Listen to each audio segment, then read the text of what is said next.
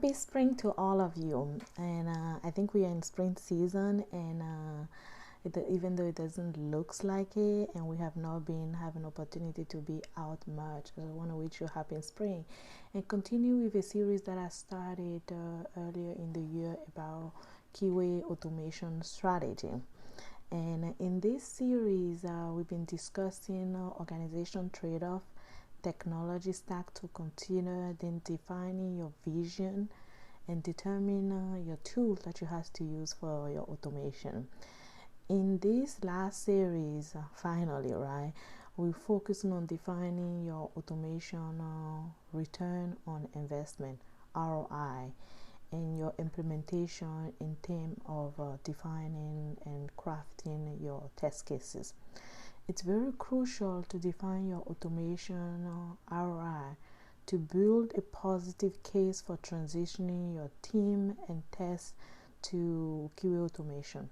Transitioning to QA automation is a large investment, and to effectively achieve it, you will need a set of KPI metrics and consideration to calculate your return on investment, such as your business requirement, user story to be implemented, basically test case for each requirement, so any new test case that's coming through, percentage of test case that need to be automated. So it's good to know the number of test cases that need to be automated and what percentage you want to achieve.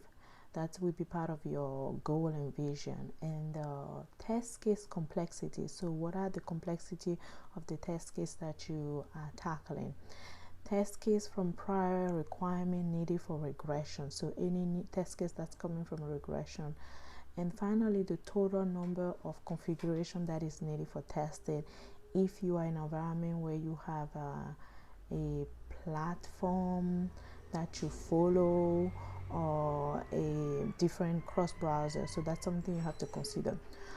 So the calculation for your ROI is based on the investment that you are making on building your automation set on. This will be a long process, but you might want to consider a proof of concept like a POC experimentation phase to provide a minimum return on investment to build in your team confidence in the success of this major endeavor that you're getting on. So consider the following in your calculation of your ROI. You have to consider the capability and knowledge of each automation engineer that you hire, and we talked about that in a previous in the second series, I believe, because how long it takes one engineer to understand a script is different than the other. Definitely you have to define the average on considering the time and the complexity of test cases. Next, you have to define a baseline of how long it takes to execute your test case manually. So you got to understand, this is how long it takes my test case to execute them manually. Once you define the set of test case, you simply calculate your ROI by doing the gain minus the investment divided by the investment. So that will give you your percentage of ROI. It's usually recommended to start your automation build up with your regression test case.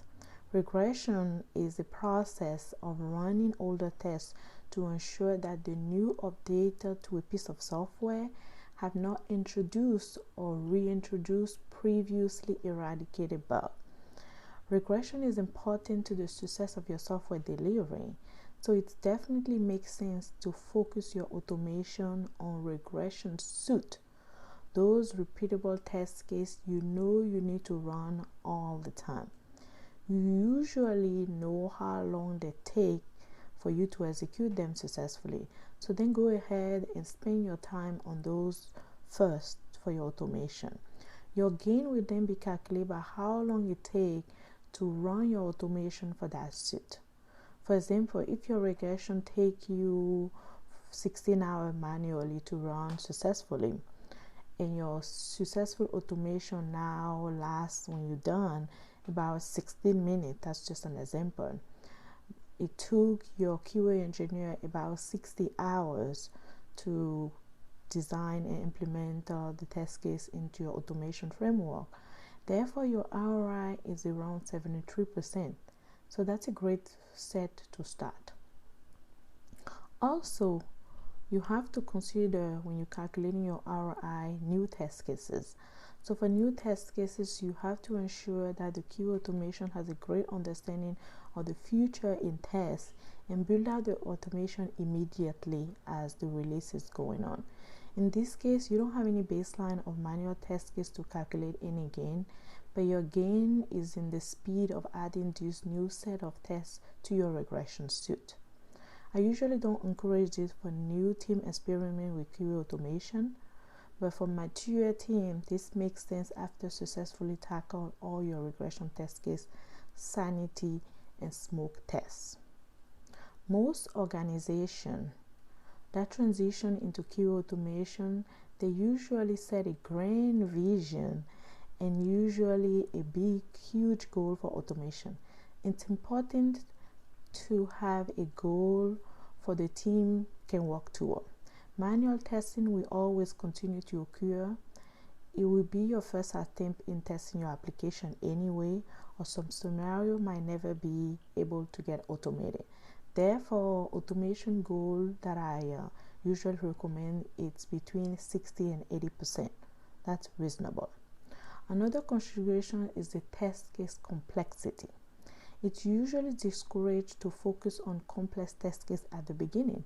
Some test cases that are complex manually are not encouraged to explore with automation at first. They are prone for error and require huge amount of maintenance in the future. So you want to leave those alone.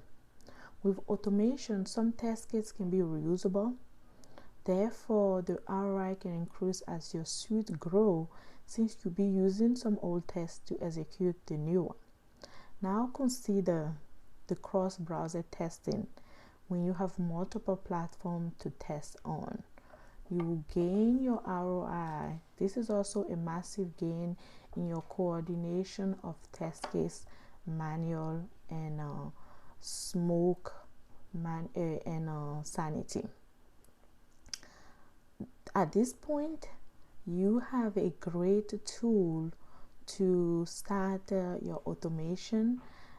Test automation transition a elaborate process, and your ROI will give your team better confidence in embarking in this automation transformation.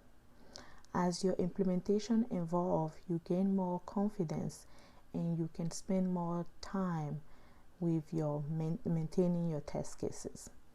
Again, it has been a pleasure going through this topic. This is a very important topic in a DevOps environment and going through automation. I want to thank you for listening. I'm happy to hear your comment, and we'll be ready to continue on other topic.